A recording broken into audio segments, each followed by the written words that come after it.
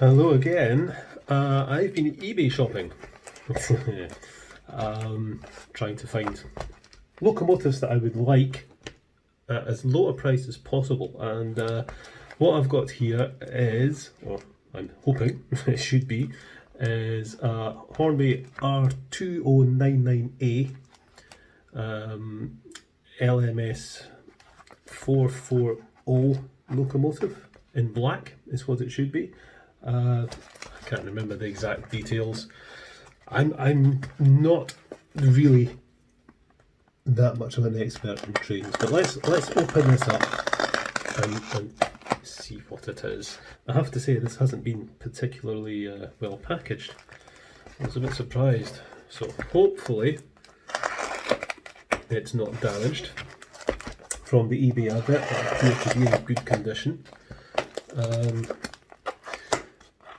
So yeah, I did a little bit of research on this particular model. I think it was made about 1999,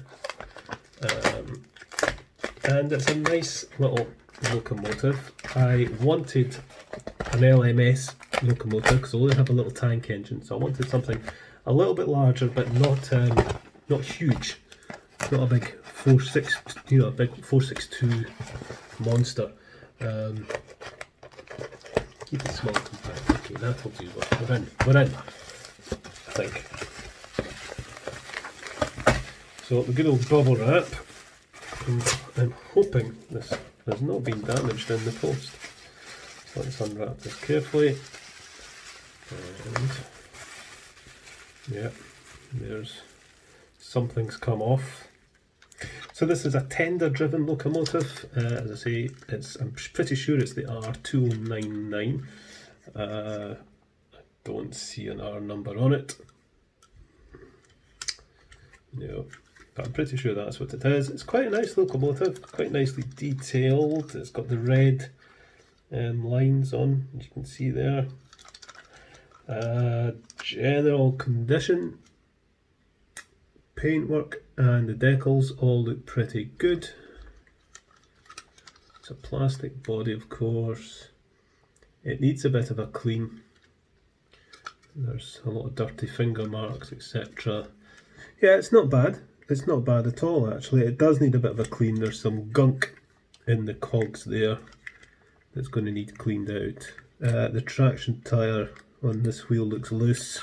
So this is an interesting locomotive for me to have because it's a triple first. I've never had a black locomotive before. I've never had a 440 locomotive before. And I've never had a tender-driven locomotive before. So I think I am probably going to take this apart to have a look, see what condition it's in. The couplings don't have their hooks. That wasn't in the advert. So yeah, I got it very cheap, so I have no complaints whatsoever about the condition of it for what I paid for it. Okay, let's go and see if this works. So there she is, looking nice and pretty on the layout. Will she go? Oh, she does. And then she stops.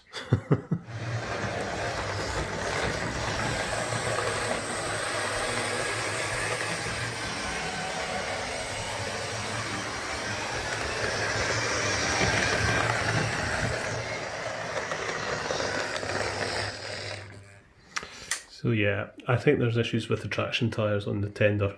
You can see it jumping about a bit. So it needs a little bit of work. But otherwise, it seems to go okay. So I'm sure a clean up in the service, and we'll sort the tender wheels out if we can, and I'm sure it'll be a good one. Let's go and take it apart. So, right, okie dokie. Let's see how this comes apart. So this is going to be another voyage of discovery for me, just to see how this comes apart. I do have, I think, the right service sheets for the Ringfield motor that's in the tender and the chassis assembly in here.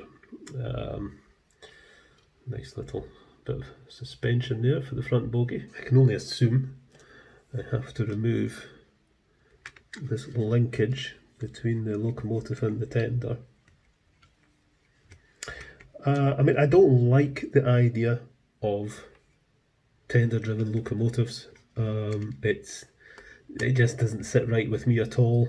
I can absolutely see the logic of it. You've got a nice big box here that's, you know, the perfect housing for a motor. So I can absolutely see why you would want to put the motor in there.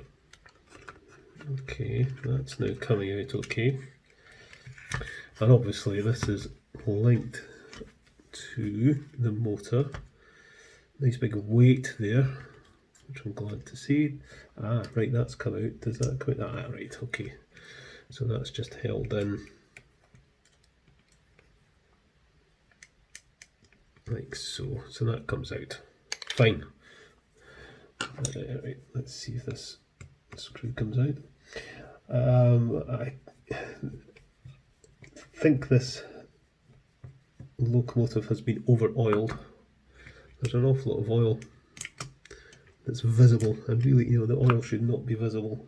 Okay, so is that coming away? Yep, it certainly is. Okay, how do I get into this tender? I would have thought, there we go. Nice and simple. And there is the ring-field motor. The tender is filthy. There's a lot of crap in the coal effectors and a lot of old dust. Yeah, so that's going to need a good clean. Okay, we have a couple of nice big weights here. Do they come off? No, they're screwed in. Let's unscrew them. I do want to get into this to have a look at the condition of the brushes and the commutator. So I need to get this out. There we go. There we go. So, you know, okay. Let's put the wires through a hole. I suppose it keeps it in place, but it just makes it annoying when you're trying to dismantle it. Yeah, so we've got a bad traction tyre. That's obviously falling off straight away. I'm going to leave it off. I don't have an awful lot of experience with traction tyres, but I have heard nobody seems to like them. So I'm a little bit surprised actually at the theory behind the configuration of this. If the only connection, the only connectivity seems to be from the locomotive. The tender, you know, the wheels are plastic, so there's no connectivity coming from the tender, and that's bad. That's piss poor, to be honest with you. You know, that's not an awful lot of connectivity. So I'm anticipating this locomotive could have problems going over points and diamond crossings. That's it. Now I see. It's easy when you know, isn't it? It's easy when you know. So actually, although I'm saying I had one bad traction tyre, the other wheel doesn't have a traction tyre either. So that middle wheel, or middle axle, does not have any traction tyres on the wheels. And there's a traction tyre missing there. Oh dear. There's two on that one, there's one on that one. It's probably enough to make it go. But yeah, I think I'm going to have to invest in a replacement set of traction tyres. The armature looks okay. Brushes must be on the other side, obviously. Well, I'm assuming. Does this just pull out? Yep. And there is the commutator, which we will give a little clean. But it looks okay. And in there are the brushes, which we will also give a little clean. But we need to do a little bit of mopping up of oil. There is a lot of oil. So always danger of that getting somewhere it doesn't want to be. So fiberglass brush on these little contacts, because they are covered in crap. Right, what am I doing? Commutator. Let's have a look at it. It's actually not bad at all. What's left of my fiberglass pencil.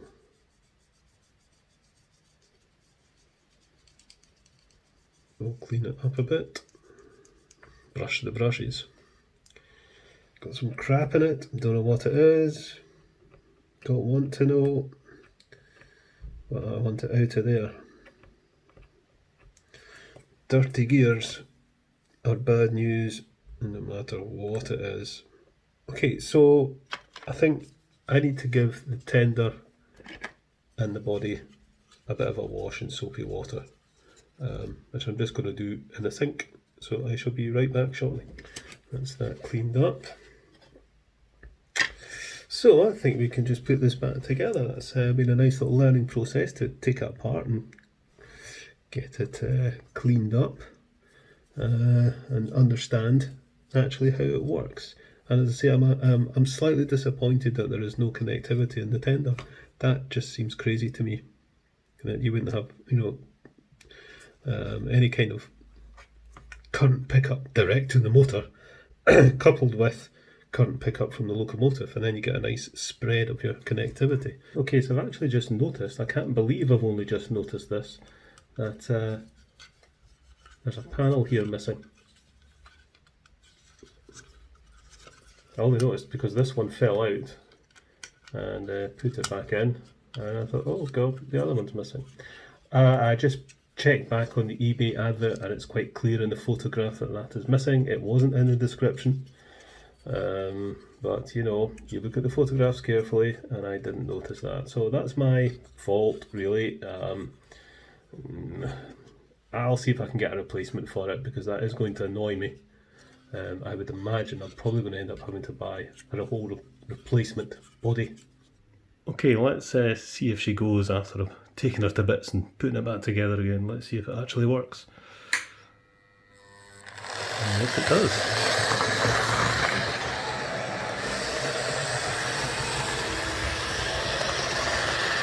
Okay, let's see if she does at slow speed.